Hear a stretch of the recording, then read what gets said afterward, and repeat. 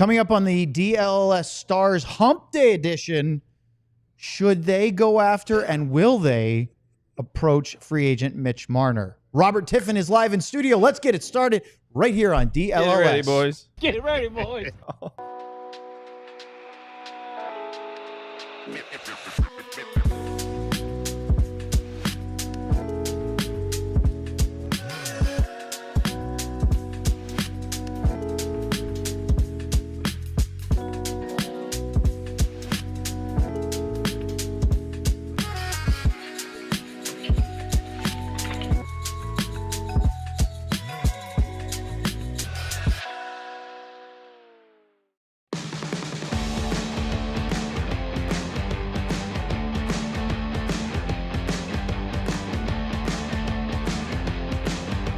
This is the DLS Stars podcast, brought to you by Bud Light. Bud Light, easy to drink, easy to enjoy. Enjoy responsibly.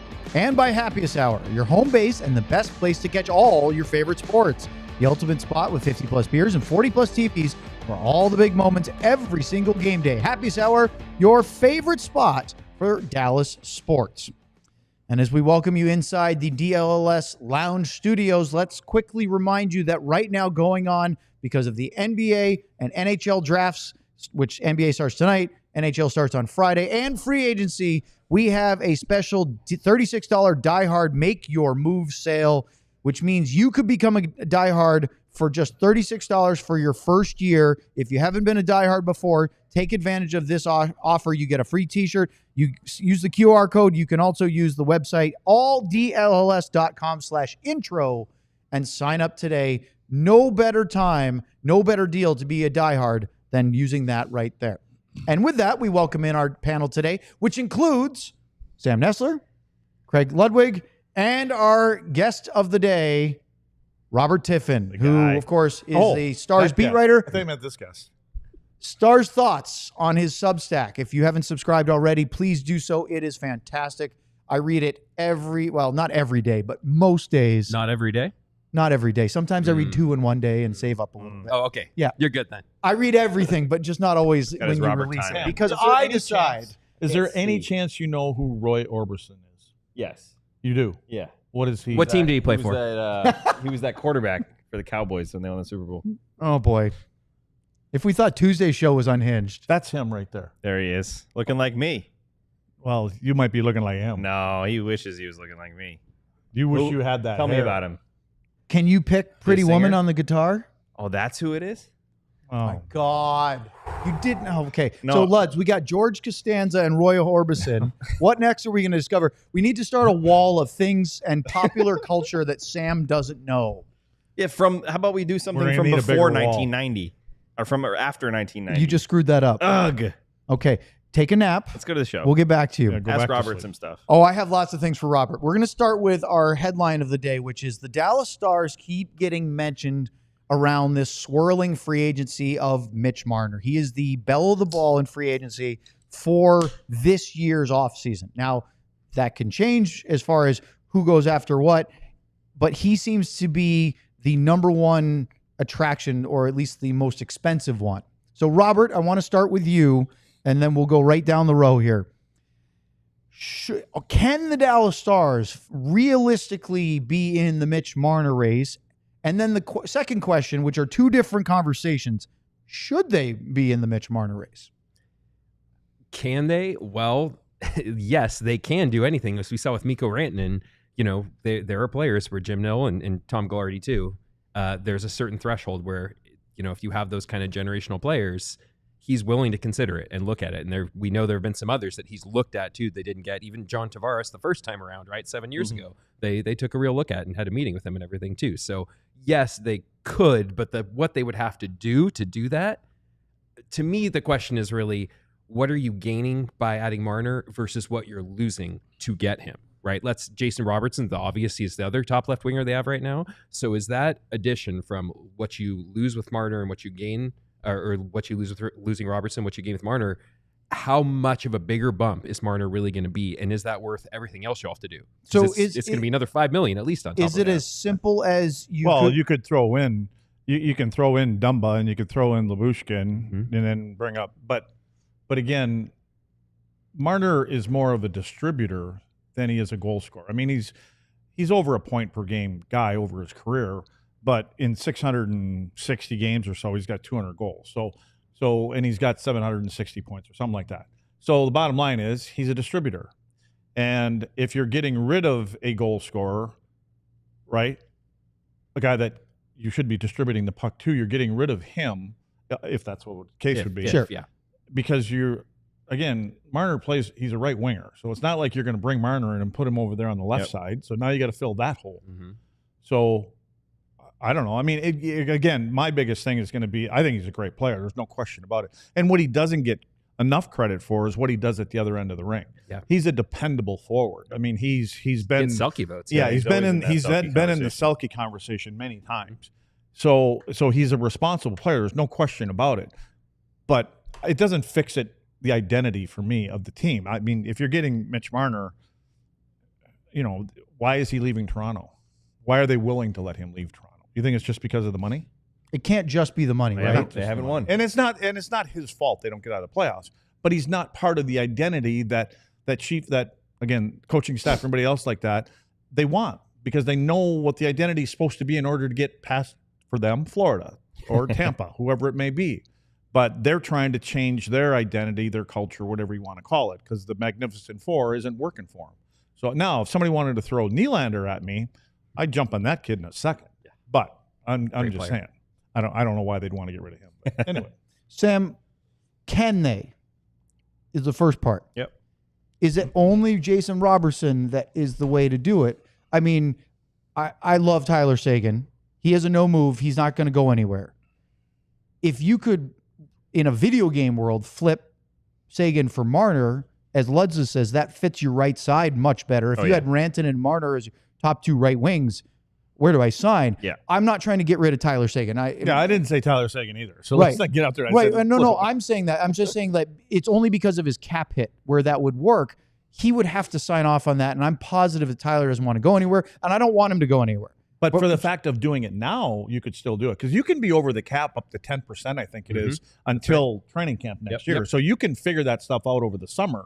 I mean, again, I don't know what the answer is, but again, I'm going back to, okay, so we're gonna be really good in them first 82 games, I guess. That's the problem. And I'll answer your question first. Go for it. It's going to take multiple steps. Me and Robert were just doing that. Mostly Robert doing the math, because I'm not good with numbers. But it takes a lot. Like it's not a simple situation. Well, we already figured that out when you messed up before and after 1990. Yeah, I'm not a good speaker, writer, or number guy. But otherwise, you're doing great. Yeah, otherwise I'm in the perfect job. But no, it's going to take a lot of stuff. It's going to take them moving probably Dumba and maybe Lyubushkin. It's going to take some space, especially if you're then talking about bringing in someone on the back end to fill those, because you can't just get rid of all your defensemen and then just hope you're going to be okay on the back end. Hope Nils Lundkvist takes the next step.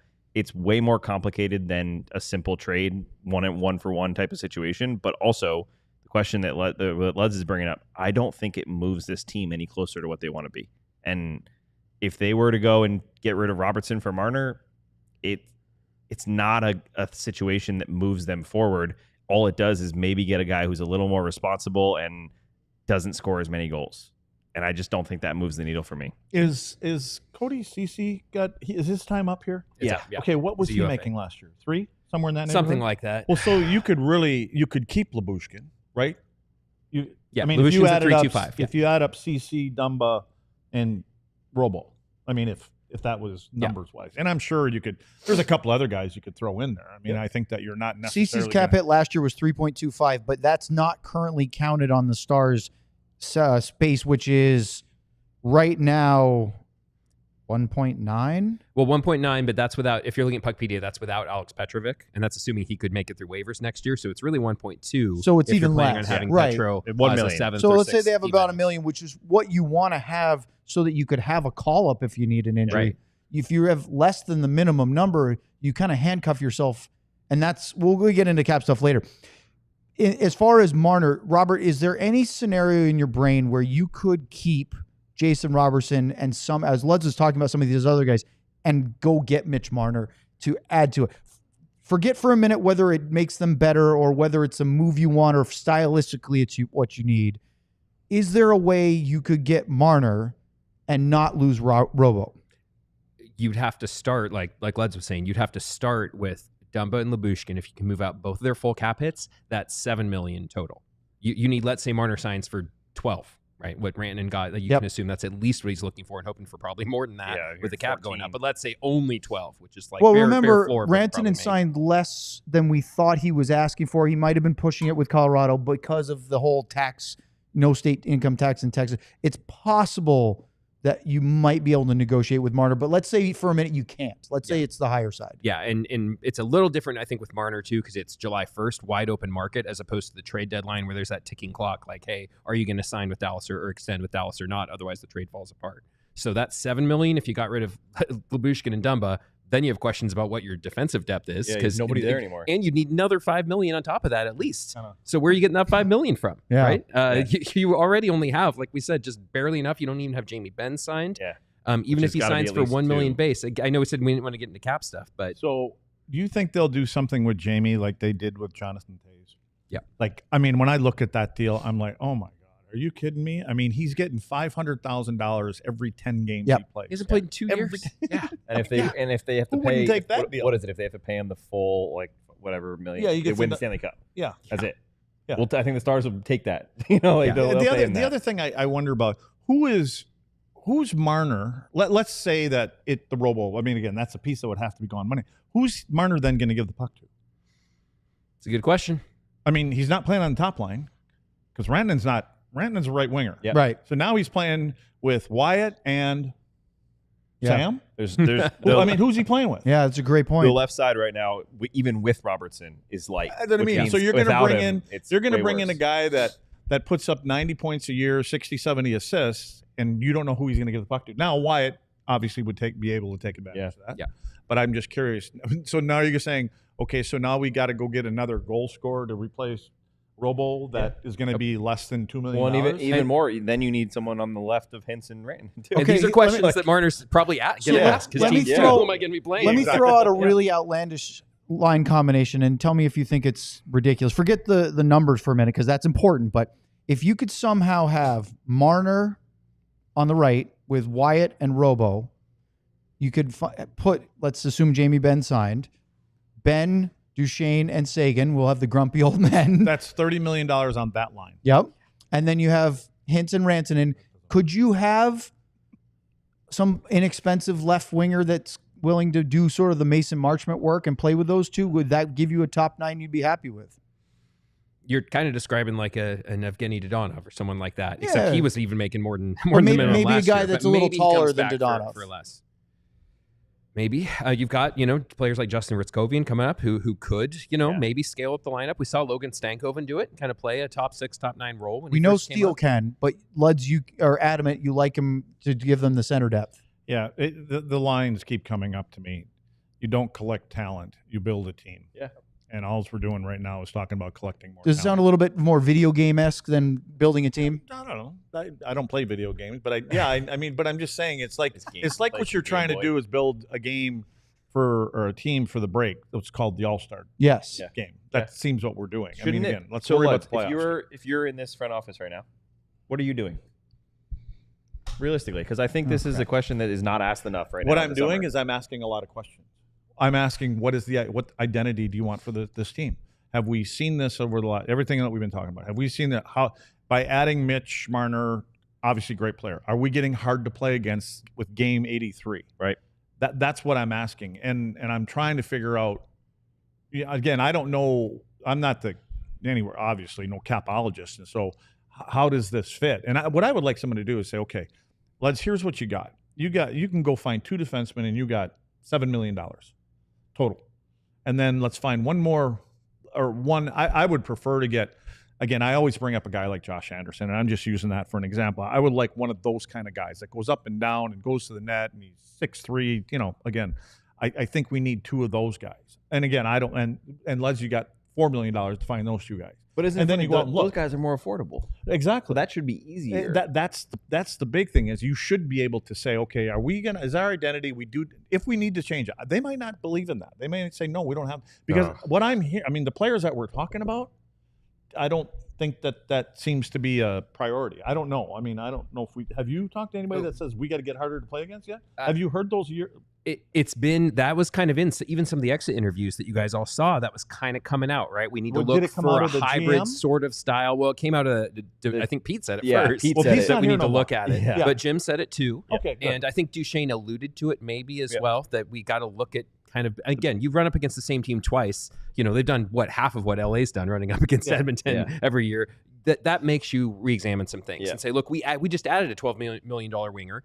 We made it one fewer game against Edmonton. Yeah, and the problem is that they're saying that what you're saying, like the changing more from the rush style to the hybrid, that doesn't necessarily mean we need to be harder to play against either. That's the problem, is like, don't just change the structure, play a little bit more, whatever it might be. You need to get the identity. And I don't know if that's coming from their organization right now or just coming from all of us saying it over and over again, but that feels like it needs to be changed, and that's where those players come in. The other thing I think you have to keep in mind is I think St. Louis is going to be better next year. Oh, yeah. And you know how they play. They play that similar, and I'm just talking about the division, teams in the division. Utah will be a better team? Well, yeah. I just think that theoretically they should be. Well, we know St. Louis is going to be. Yes. Yeah. They're going to, Monty's going to have them playing more. I mean, again, he had them at a clip of 7-15 once he took over. But he is not, it wasn't about scoring goals with that team. Yep. It was that identity that he has. So you've got that. Vegas. Here's where I think he's going to go. I mean, you want to talk about Marner. I think he's going to Vegas. Yes. I think Vegas will find a way to do it. They always seem to pull something out. Hurdle, it sounds like. And again, they might be $12 million over on July 15th, but somehow they're going to be cap compliant, or there's going to be $1 under. There's going to be 3 guys on LTIR. Yes, something like that. Yes. He'll make sure that one of these guys is crossing the street in his hometown and gets hit by a bus or something like that. So anyway, they find a way. Should put me on LTIR. Up next, we're going to keep this You're going. always on LTIR. We have so many topics. We don't get any cap relief. Let's do that. Keep going. Stars relief, though. off-season talk with Robert Tiffin here on DLS. All right, let's talk about Monarch Money. Speaking of caps and money and keeping track of your finances, finances can be messy and confusing. I guess the Dallas Stars should have Monarch Money to keep things simple. Monarch Money acts like your personal CFO, giving you full visibility and control so you can stop earning and start growing. More than just your average budgeting app, Monarch Money is a complete financial command center, putting everything right at your fingertips and all in one place so you can look at investments, counts, goals, and all of that stuff in one place and keep track easily. Start managing your finances and build the life you actually want, because without a clear financial picture, dreams can feel out of reach. Monarch makes managing money simple, even for the busy lives. With all your accounts, credit cards, and investments in one place, you'll always know where your money stands without all the hassle. Wall Street Journal's best budgeting app of 2025. So this is serious. I almost cursed right there. Get control of your overall finances with Monarch Money. Use code DLS at monarchmoney.com in your browser for half off your first year. That's 50% off your first year at monarchmoney.com with code DLLS. Thank you, Sam. Let's talk about Empire today. Just like your favorite team needs a home ice advantage, your home needs a home floor advantage, and Empire Today can help you get it. Empire Today has flooring experts, dedicated flooring professionals who focus on flooring every single day. We've all been to those big box stores. You wander endless aisles, then somehow you're hauling all these materials home, looking for an installer, coordinating everything yourself. Maybe you're like Sam and you can't even figure out how the tiles go together or whatever type of flooring you have. Those big box stores might have a flooring department, but the person helping you with flooring may have been doing sinks yesterday and could be stocking light bulbs tomorrow. Why is they your best bet for flooring? They being Empire Today. It's because they live and breathe flooring. They'll be with you every step of the way. It's a whole new ball game. So schedule a free in-home estimate today, because some things are just better at home. DLLS listeners can receive a $350 discount when using the promo code DLLS. Yes, you heard right. A $350 discount with code DLLS. Restrictions apply. Visit EmpireToday/DLLS for details. 1-800. As we continue here, don't forget to hit that like button. It's not the little heart that says we like in the chat. It's the big thumbs up below the video here on YouTube as you're watching live. That helps spread it around YouTube and around the internet, because we would love you guys all to watch and see what we're talking about. More people need to see Robert on their television screens. Robert, I was saying in the context of the previous conversation about Marner, I didn't want to get too deep into the Stars cap space, but I want to not box you in there. If we want to go that way, there's lots of that conversation. Really quick about Marner, who do you think it benefits the most to have all these teams like Dallas supposedly interested in Marner? Mitch Marner. It benefits Mitch Marner. Yes. Create this market. So it wouldn't shock me if maybe someone in the Marner camp is the one putting out all this stuff about how interested Dallas The or other reason teams are. why Well, you know what Marner did is he just said who his favorite teams to go to would be. I'd like to go to and these it would four. be Dallas, and it'd be Vegas, and it'd be LA, and so he's picking out all those kind of markets, and they all seem to have, I don't know, some sunshine around it. Sunshine And the beach maybe. Less and media, contenders. So many and less taxes. media. Well, Anywhere he goes is going to be less media than I was going to Dallas. say most other than Yes. Toronto. Don't go to Montreal. Let's talk about the coaching search for a minute. We're going to go and do all our greatest hits of the offseason with Robert today. What is going on in your mind with where the Stars are at in their coaching search at this exact moment? I still think that they would like to have a coach in place before, next Tuesday, July 1st, before free agency. I think it makes some things easier. Now, I will say with Jim Nils, I think if anyone could sell a free agent on a team Without coach? having a coach there, Jim's probably someone who could do that, right? And again, the first thing most players are going to look at are going to be who am I going to be playing with, right? As opposed to who I'm playing for, unless it's someone like Torch or someone where you know how much that's going to affect your life. Probably. Luds, obviously, you'd be able to talk to that more than I could, but probably and even Jim would probably be able to tell them, hey, we've got the field narrowed down to maybe these guys or something. I'm sure he'd be pretty candid about that.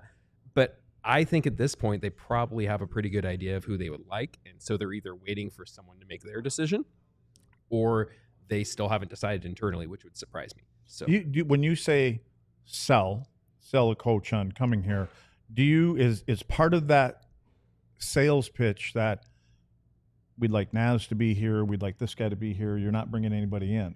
I mean, do you think that's part of could be what? Because I've never heard of a coach that's just going to come in and basically adopt 3 or 4 other coaches. Well, they keep saying that they're staying, and so far Well, they did that with Jim Montgomery. Right. He was supposed to say. This is why when this all came out, and I sat here when this all was said, and I'm like, no way, this is what's happening here. They're all gonna stay here, and they're just gonna plunk in a head guy. Did you hear the quote from Steve Spott? No. Okay, so I was going to clip this. Yeah. But, you mean where it was but the short interview thing? He basically, he was talking to I saw the video or something. I to think he did a Sophia and Kelsey, I believe. Casey, not Kelsey. They both work for Nesson and for the Bruins.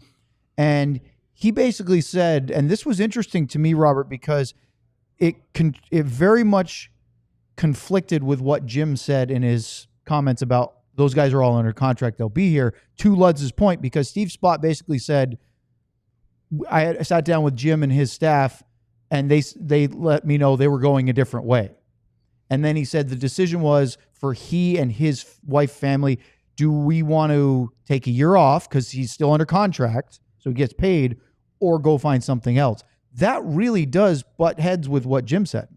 Yeah, I suppose you could try to spin it by saying that maybe when Jim was asked the question, after he was fired a few weeks ago, that maybe at that time, maybe that was the plan, or they didn't have a clear plan, but all they kind of knew was, you know what, after exit interviews, we know we have to move on from Pete, and we haven't even thought about the assistant coaches who are all still under contract. So the last thing Jim wants to do in that situation is say, oh, and by the way, these guys who are under contract, they won't be for long. So he's probably not going to say that. Yeah. But yeah, it seems to me that once you want DeBoer moving on, just because of how closely he and Steve Spott had worked together for a while, if you don't think you want Spott taking that spot, sorry, then then you probably knew that pretty soon too.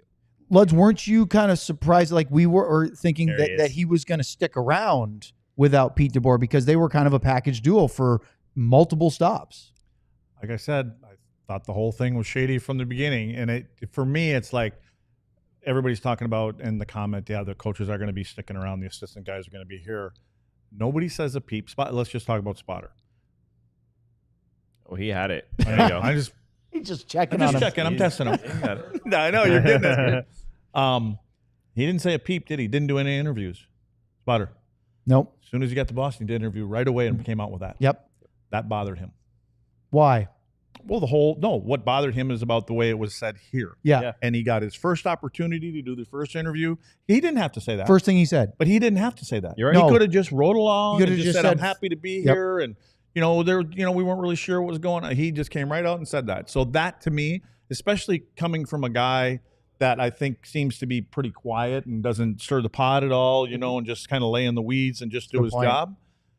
Bang. You know what it reminds me of? It's the Mikko Rantanen when he came in to Dallas and he said, I just want to clear the air. Yeah, I did not keep a closed mind to Carolina when I was there. Like that feels like what Steve Spach is. And I'm glad you brought that up, Luds, because that's a guy who simply says, I want this out on the ether. I want everyone to know. Because you don't have to say, because that kind of goes, that opens it up to the hockey world. And think of all the, you know, you guys, right? And you guys know what everybody's talking about, what was said.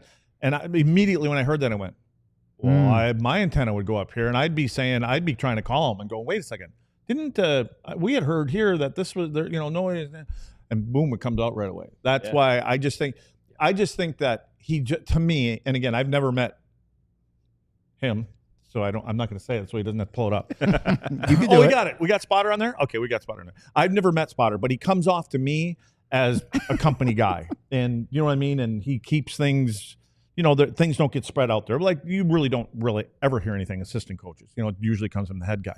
But he just seems to fly under the radar. Just I do my job, and I'm a loyal soldier to the head guy, and bang, bang, bang. So for me, that just was kind of, there's too many things here for me since this all happened that you kind of, if you remember some of this stuff, you're like, huh, really? And especially like the exit view thing too. The exit. I'm like, these guys are.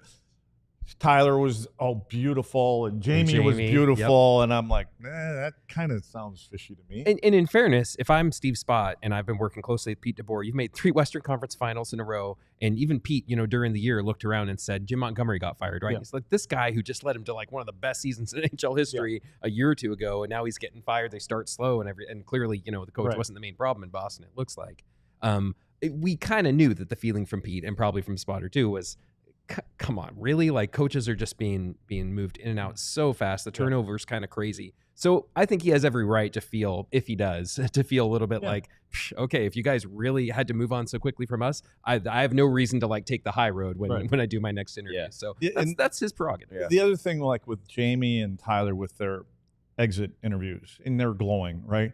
And I'm thinking, okay, well, Jamie doesn't have a contract, you know, and again, he's going to get something worked out. We all believe that. Tyler's got a year left. The team is probably going to be changing at a certain point here. So I'm going to say, you never know. I might want to be playing for Pete again because it might be one of my only stops. And I want him to hear everything is glowing. And man, he was a great coach and all this kind of stuff. Because you don't know. And that's the problem. Some, not rookies, but guys that are maybe they're in 25, 26. They've been in the league for 3-4 years. They're all pissed off. And I think about Zegras, right? And I don't know if he said anything. I have no idea. But he seems to me like a player that may just kind of cock off about something a little bit. And not that he did, but them kind of players, and there's not a lot of them, but sometimes they're so-called, they're not rookies anymore, but I don't consider them quite veterans yet. Yeah. And I'm like, just go about your business, because you never know when you want another job and you want a coach to remember that you said good things about him. And so those are the first couple things that came up to me. I didn't say any of this, but now we can move on now. Is that I'm like, you kind of, oh man, he's great.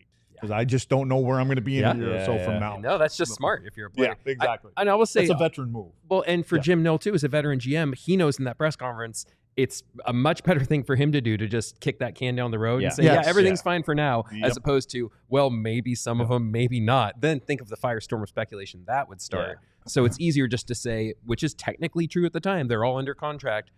As of today, the plan is still for him to come back because he knows those decisions will be made. Do you keep those two, Naz and Misha? Well, I think if you're Naz Radin and you just got an interview, which we think he did, would you stay if you don't get the job? He did it once before in New Jersey. He had the interim job, and then they hired Lindy Ruff, and he went back as an assistant for a couple of years. But I think if you're Naz Radin, you've been running a penalty kill this good. The main problem is there aren't any other jobs out there. So you might say, you know what, try to do my thing for at least one more year in Dallas, and then and then maybe the first opening there is an opening during the year. And a question about Naz. Yeah. I was having this discussion with Sean on the phone the other day because Sean's going to be on our draft show on Friday, but he's not right now because we've had guests. Sean mentioned, and this is a really great point, Pete DeBoer is incredibly set in his ways and stubborn with his tactical decisions. When he decides how they're going to play, that's how they play. And Sean brought up to me, he goes, we still don't know what a Alain Nasruddin coach team looks like, whether it's defense or, because of course he has input and he has things that he puts a finger on, but this is Pete DeBoer's way. Like that's where they're not criticizing it. It's just that's how it is. So could it be different? Could Alain Nasruddine's style look different? Whether even if he's the assistant coach with a different head coach. And again, what you're doing as an assistant coach is you're just, hey, that's what we're doing. That's what he says. That's what we go over it. This is how we play. And then you go home at night and you talk to your wife. And you're like, I have no idea why we're playing this way. But so is man-to-man, that's come from Pete? I think it's been done since he's got here. Yeah. So I would have to. Has Naz been here all the whole time? They came at the same time. They hired him after Pete got hired. Yes. So, and again, I guess that's a conversation that. And again, if you're a coach that's just getting into the league and you're doing this and you're just getting started, and you got a head coach and like, okay, cool, let's do that. I mean, now if you're, you've been down the road a ways and you played against different systems and in different systems, and you go, well, if my opinion is if we're going to play that way, then we better have the right guys that can read and react to it. Because there's other teams that play that. This isn't the only team that plays man on man. Right. But when you watch them play, they know when to check off. They know when I'm getting into a different zip code right now, and my back is, this is ridiculous. I'm just going to be in a certain area. So, but if you're going to, but again, that's a coach thing. And if he says you stay with that guy, then you stay with that. That's why I want people to get off of Suter's back, because when he was here, he made some of those, like, we see him this year. I'll never forget who was it, Steele and Smith? Just basically come above the tops of the circles. They run into each other, and they're both crisscrossing.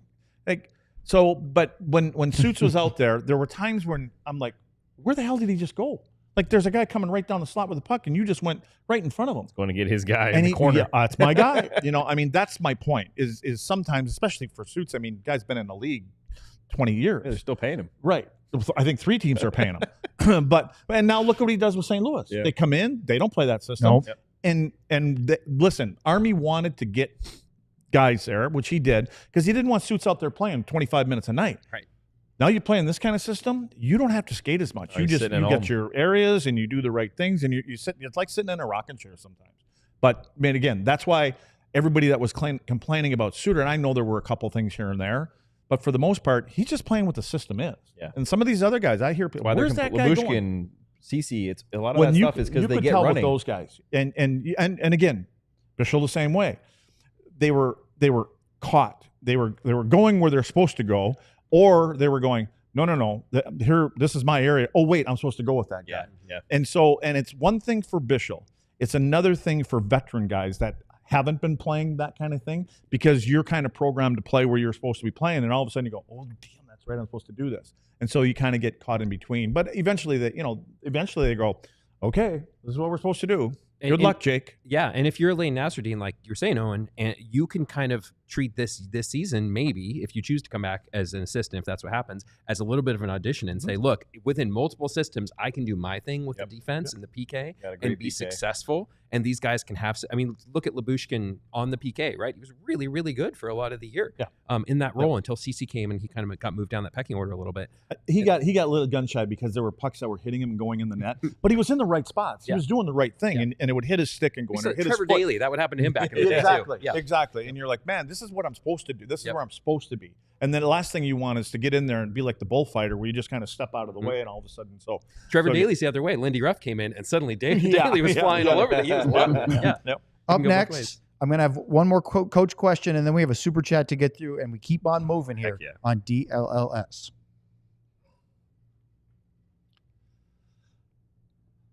I was just waiting for the screen to change over to me because I didn't know Roy Orbison was going to read the Bud Light. But anyway, Bud Light, here we go. What's up, Stars fans? We're about 52 hours away now from draft day, which we're going to be here for 3 hours, 3 short hours. It's going to go quick. We don't have any first-round picks, but we'll see what they can pull off. Enjoying the game / draft should be pretty easy. We're going to call it a ride-along. It should be pretty easy for you guys to just hang out, have a few beers. What are you going to wear? You're going to throw your favorite Stars jersey on. Maybe you'll get a Stars in the second or third round here. Not sure what to serve your friends? That's even easier. Pick up some pizza, grab some Bud Light, and stock up the fridge. You're going to need a lot for Friday night. See, it's that easy, just like Bud Light, which is always brewed with 4 simple ingredients. That's clean, crisp taste. Bud Light, easy to drink, easy to enjoy, but remember, Sam always does it responsibly. Heyo. Bud Light beer, St. Louis, Missouri. Well done, lads. Well, I had the mic out. Yeah, that's okay. That's okay. I'm going to talk about Saturday Neon. Saturday Neon's LED signs are so bright, lads, that I got to throw these babies on to even do the ad read. Started by two college friends, Saturday Neon, I can't read the screen with these things on, makes officially licensed collegiate logo LED neon signs, perfect for your home office, dorm room, fan cave, or bar. Check out their new Essentials collection featuring almost 50 of the biggest schools all around the country and counting for only $75. They got Texas, Texas A&M, Texas Tech, Oklahoma, and Oklahoma State, so they got plenty of local flair for you as well.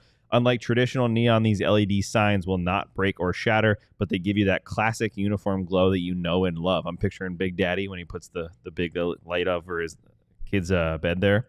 LEDs last up to 100,000 hours, so you will be enjoying your sign for years to come. Super easy to install using the provided hardware or with 3M command strips. Low voltage, perfect gift for the upcoming season, no matter what it is. Head over to SaturdayNeon.com and use code DLS for 10% off your favorite sign. That's SaturdayNeon.com, code DLS. Well done, Sam. Thank you. All right, to wrap up the coaching conversation, and we can do more if you guys like. We do whatever we want. Robert, how are you? Because I've asked these guys this question.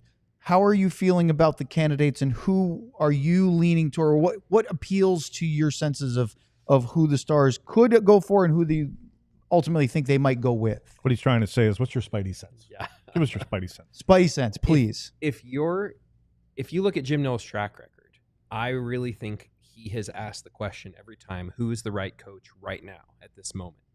So that's the big question right now. What does this team need? 3 years ago, they decided that the right answer was a veteran guy who had, a fair amount of success, hadn't made it all the way.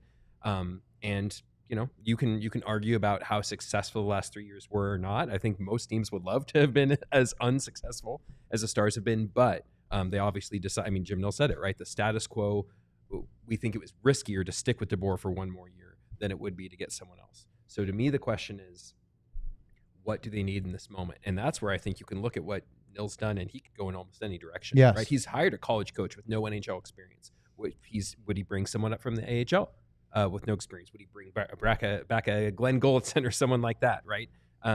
I think he could go in any direction, but my spidey sense, if that's the term we're using, is that he would love to get someone. And again, I'm not reading his mind or anything right here, but my spidey sense is that they would really, really love to get someone like a David Carl, because that could really be an X factor that changes the team in ways that maybe another guy just kind of coming up for the first time, even someone like Goldson coming back and maybe he's learned a lot, that might not be that extra kind of X factor. Whereas someone like Carl, who with the success he's had internationally with World Juniors and stuff, there could be something there that you can't find anywhere else, just like he kind of thought he had with Montgomery. Hey, Leds, in that vein, do you think, obviously Anaheim already pounced and they got Joel Quenneville, but if they were going to look at a veteran guy like they did with DeBoer, but say, okay, well, winning a championship is an important criteria for a head coach, would you think that they would be all over going after Joel Quenneville if he hadn't already signed up with Anaheim when they made the decision to get rid of DeBoer? I would hope so. But the reason that he's won before. Yeah. I mean, again, if you have a team that's knocking on the door and you bring in, and again, I have nothing against a rookie coach coming in at all. And as a matter of fact, I've said it before.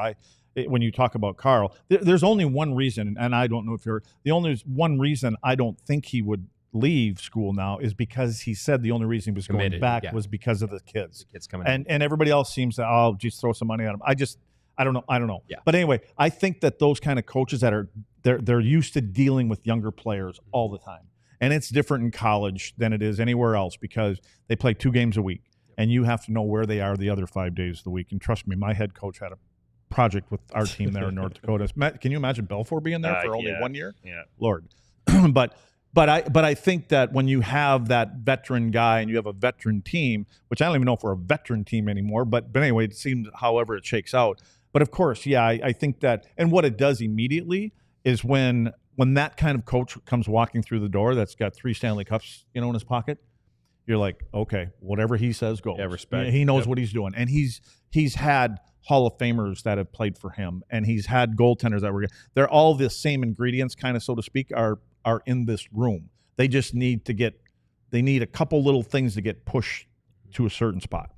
The question is, where do you find someone who can bring those couple extra little things? Well, there's none out there right now. Exactly. Yeah, there's So none out that's there. why I But like Carl- that's why wait, Carl's because so there's good. going to be about 12 coaches fired Yeah. this year. Wait, right? Maybe the wait Stars too just much. go with Naz as an That's interim until ridiculous. someone gets You fired. hire him as an interim to start the year.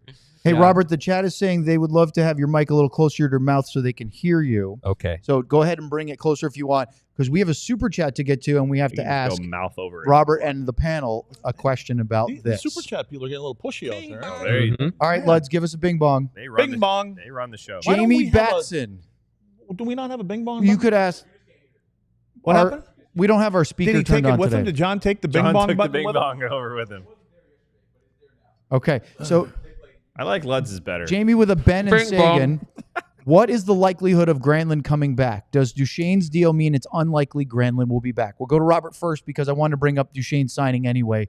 Does that, for lack of better term, sign the end of the Mikael Granlund era with Dallas? Well, I think Duchene's deal made it really unlikely Mason Marchment would be Yes. coming back. First of all, that's really only if you think Granlund could have been a center option. If you think, well, maybe he could be a center. As a wing, I kind of always thought, just looking at their cap space, I always thought Granlund would kind of be a luxury. And especially with how thin the market is likely to be with like top 6 type centers and talent, I have to think Granlund could get a lot more from another team. If he wants to take a pretty steep discount, I'm sure they'd love to have him back, especially given how thin the left wing is. They'd love to have him as an option there. But I just don't see he'd have to take a really, really steep haircut to mix metaphors to come back. So to me, Duchene, I don't know if that was the thing that moved that needle. I think it was more the cap situation in general makes it unlikely. Now, again, if they find a way to clear out a bunch of space, you could be looking at a whole bunch of different options depending on things like Lyubushkin and Dumba and all sorts of people. But right now, I think I see Granlund as unlikely unless he's just waiting to take a really cheap extension. But then why wouldn't he have done that already if you're Granlund? If he was going to stay for really cheap, why wouldn't he have done what Duchene did? I think he's coming back. I have no knowledge about Be. nothing. I know nothing about the money. No, I just think that because of the guys that he played with. Yeah. And You and mean I get these guys? The Finnish Mafia? Those guys. yeah.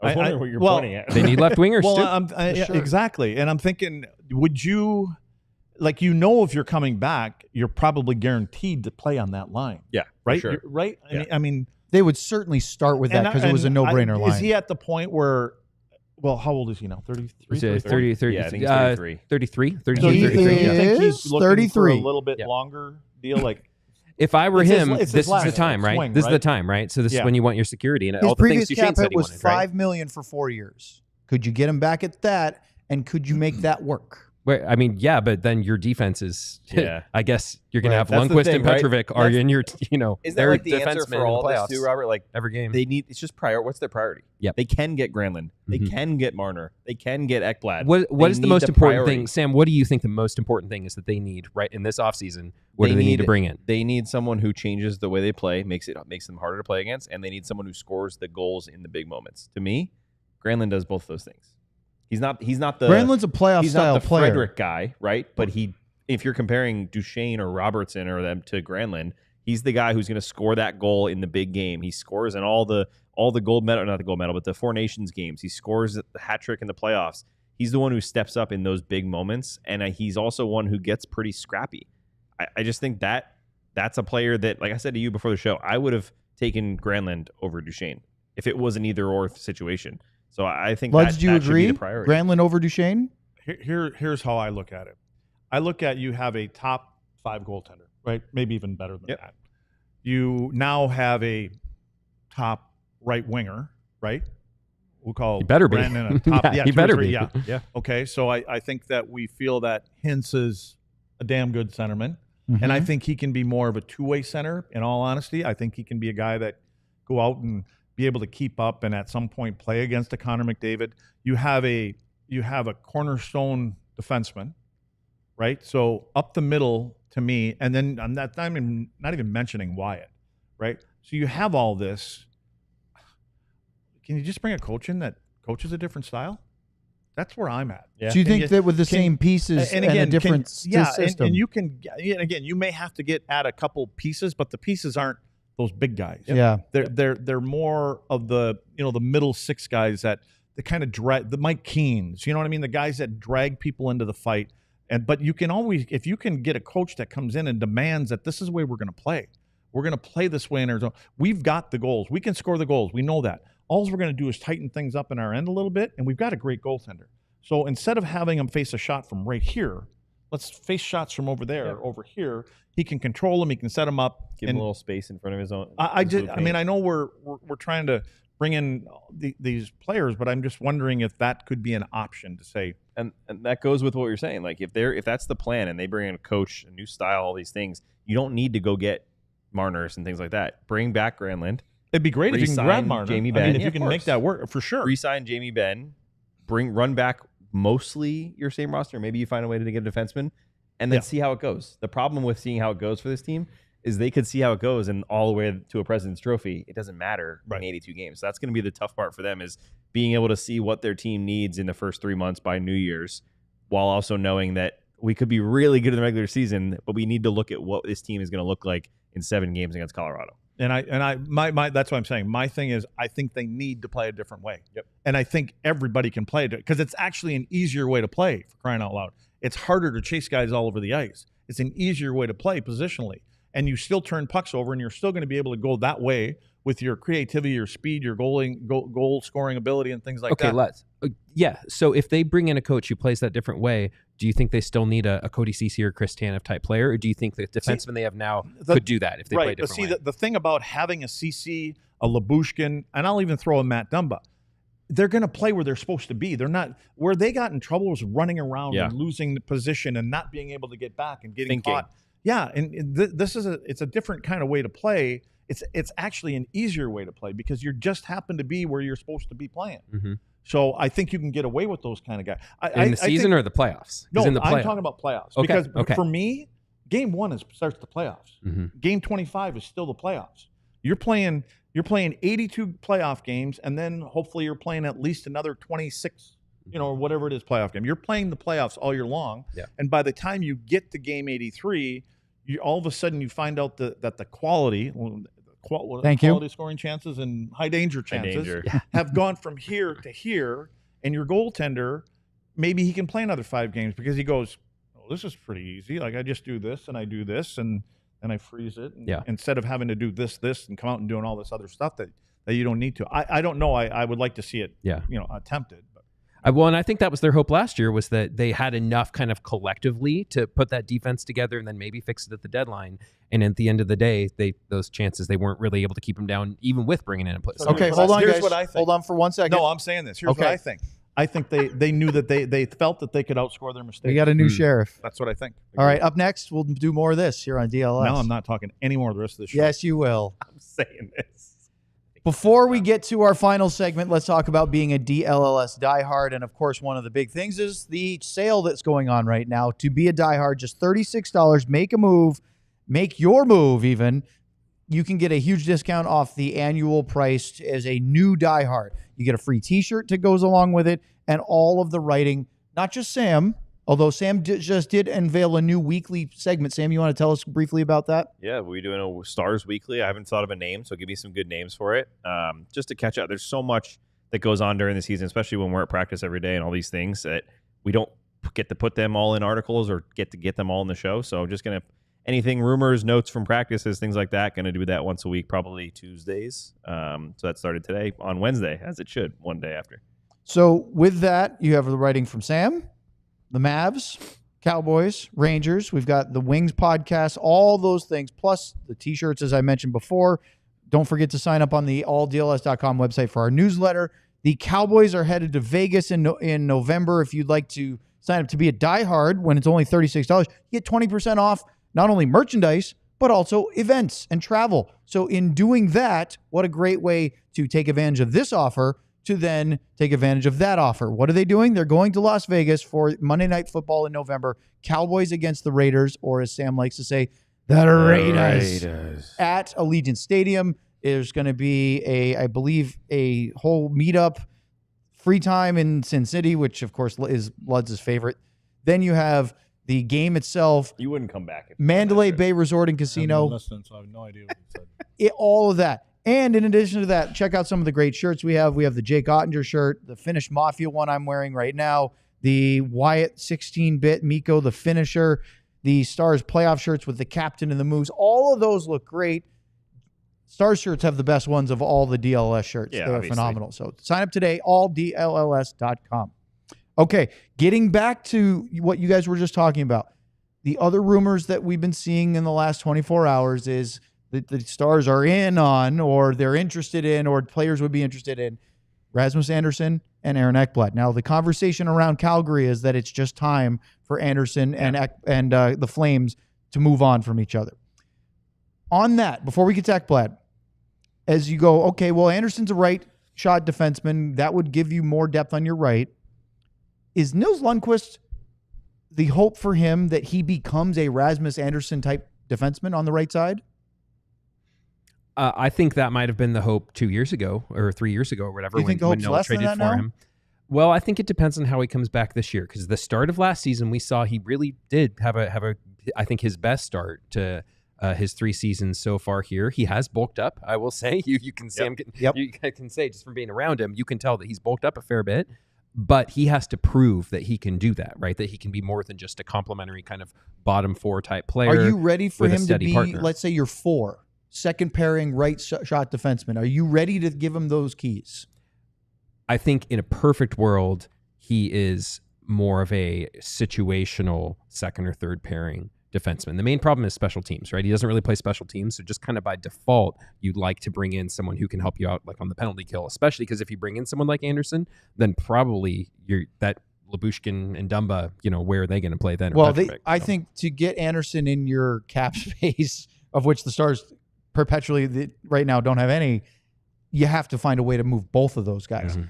I'm of the, and we've said this on the show before, I'm of the take that the group you have now, presuming that you move the Dumba contract, so you can at least sign Jamie Benn and maybe something else, because you only have 9 forwards under contract at the moment. I'm fine regular season with what you going in with that. You got Lindell, you've got Harley, you've got Bichel down your left, you've got Heiskanen, you have Lyubushkin, you have Lundkvist, and Petrovic. That's a perfectly fine 7 for the regular season. I think if they have to start the season like that, they could live with that. If you play the whole regular season like that, but Luds, is that good enough for your playoffs? Well, I think coaching can make that difference. I think you'll find that if you play a different way or something different, regardless what it is, you may see that as. And is Nils going to play ahead of Petro? That's the question, isn't it? Yeah. Here's what needs to happen for Nils. He just needs to be able to play where he's not worried about making a mistake and he gets pulled out of the lineup. Yep. Just let the kid play. And give him 20 games, 30 games and work with him. Let Elaine just work, or whoever it's going to be. Let him work with him. He's a skater and he's a puck distributor. Yep. You have to allow him to play that way. You can't just say you're going to be Petro and play, 6'4" in front of your own net. That's not who he's going to be. He needs to be a guy for me that the way he defends is with the puck, with his feet. He gets the puck, he skates it, he moves it. I think he can pick up second minutes on the power play. And again, that's where you find more minutes from. Although, what do you got? You got Miro and Harley. You got Miro, Harley. Yeah, that's going to be tough, I guess. But That'll be tough. Get Miro off your power play then. That's going to happen. I just think any way you can take away minutes from Miro and Harley on special teams helps, because you obviously want them on there, but they're going to be playing big minutes and they've tired out. I think for Nils, the interesting part that I've seen is he came in, he was the flashy offensive guy. He scored, I forget who he was against. He scored an unbelievable goal in overtime to win it in his first year. He scored a bunch of goals where he was basically circling around the zone. Thomas Harley-like goals, but his defensive game was weak. Then the next year he came back. All the pressure was on his defensive game. He got much better last year before he got hurt. Defensively sound, he was a little more responsible, but there was no offense. There was no taking chances. He needs to find that balance, and I'd love to see exactly what Lud said. Give him a chance to actually be confident and believe in himself. He could be a partner for an Essa Lindell, right? He was last year for half the season. Lundkvist. Is he if Julius? He becomes the one who you want to be. Honka? No, I think he's already played more NHL games than you. No, but I mean, say like similar players. They're similar stature.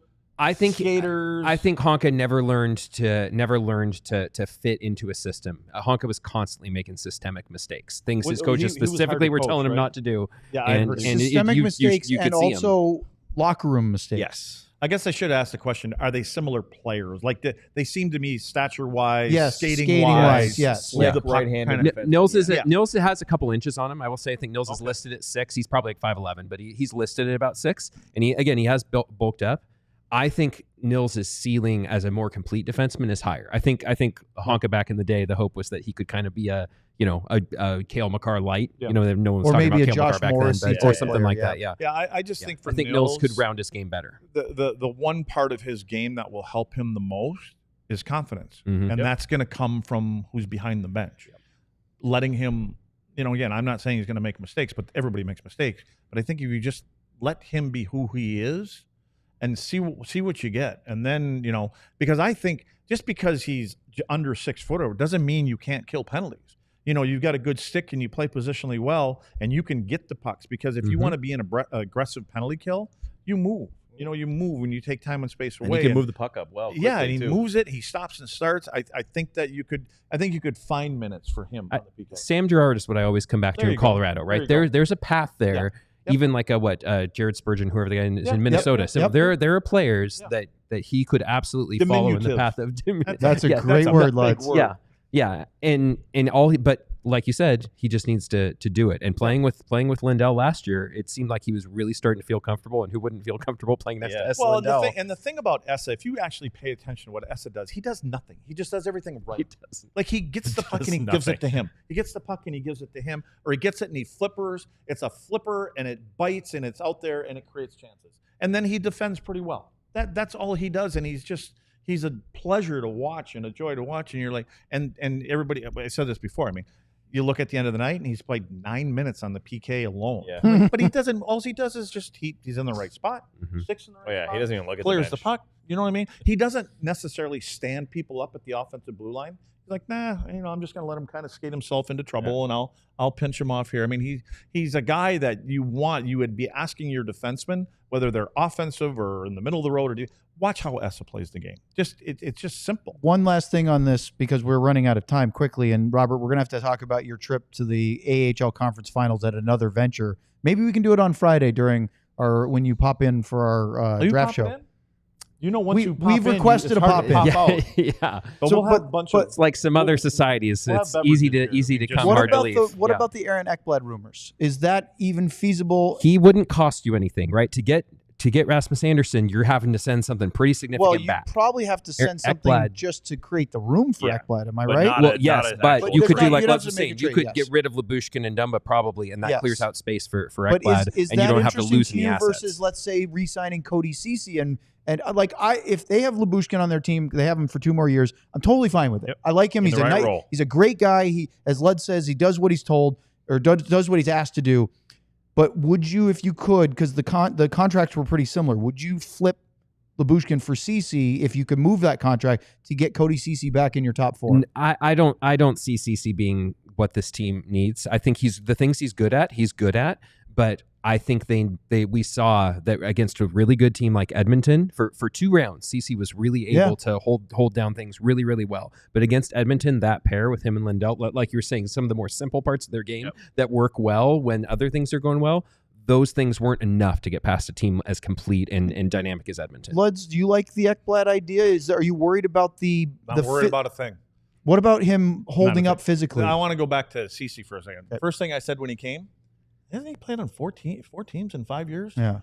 For me, that's a flag. Yep. And I've never watched him play. Well, I shouldn't say it. I think I watched him play in. Was he in Toronto?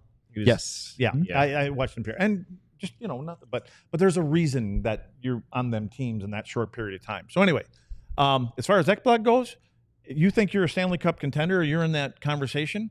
All you got to do is just don't let him play against Connor McDavid, and he's going to be awesome. Yeah. He has a hard time, along with every other defenseman. got guys- in the But league. if you have plenty- Miro Heiskanen, Yeah, you have plenty of guys who can do that. Well, ahead yeah, of but him. I'm saying is that's it, because what he does, he gets up in the play yet really well. I never really paid attention to how much he is offensively, but the biggest thing is, yes, you can get him for $1 million and a half. I'll bet. I mean, he's going to play for 800 if he stays there. It's the only place he can play, which I'm sure he'd want to stay there if he could, but it doesn't sound like he will. But regardless, you bring that guy in and all of a sudden put him in the locker room. Oh yeah, There you Cup go. winner, I mean, physical, mean. that's worth another $1 million just to have that guy that's been through it 2 times in a row and the way he plays on the ice at, what is he, 36? 35? I don't know what he is. Yeah, well, he and Klingberg had their rookie seasons the same year. He was a few years so younger he'd be than Klingberg, 35, but yeah, he 36, came up in somewhere 2014, 15. I mean, I would give that guy a 2-year. He's only 29. Yeah, because he started as a Wow. teenager. Aaron Remember, he Ekblad came is up as a 29 teenager. years old. He came up as a no, he came up as a teenager when He's Klingberg was a rookie. 29. He just has been around for. Sign him for 4 years. I $1 kid you million. not. Oh, he is, Yeah, he's just got a lot of miles Aaron on him. Ekblad He does have miles. is Yes. 29. And after this last 10 days, he's got a lot more miles on him right now. He's getting a liver transplant. Yeah, dry him out for a month or two. Yeah, I think our show's over. It is. We have to wrap it up, but I'm so glad we had Robert in. Yes, thanks, We'll have Robert. to do it again. Thanks, guys. We've got plenty of time over the Yeah, summer. well, it sounds like maybe Friday. I guess. Maybe Friday, but we we've certainly tried didn't to even get to talk about Mission Impossible yet. trying to Oh harangue him man, into yeah. that. When we're doing that We review. got to break that down. Okay, on for Friday. sure. Tomorrow, You'll we have will 3 talk hours a on little Friday. draft No kidding. because Sam has finagled a way to get daily face-off draft expert Stephen Ellis on the show. So he'll join us maybe for a couple of segments, Yep. and we'll talk as we get ready for our big draft show, which, again, we're watching along the entire first round, even though at the moment, and I don't foresee it changing, that the Stars do not have a first-round pick. So tomorrow, 2 o'clock Central Time, right here. Big thank you to Robert Tiffin for joining us. Make sure to check out his Substack, Stars Thoughts. It is well worth your investment. For Robert, for Craig Ludwig, for Sam, a.k.a. Roy Orbison Nestler, and for off-screen queso, Elijah Smith, our producer. I'm Owen Newkirk. again over there? Thank you very much for joining us. We'll see you. Enjoy the rest of your hump day, as Lud likes to say, here on DLLS. We all silly like the mayor.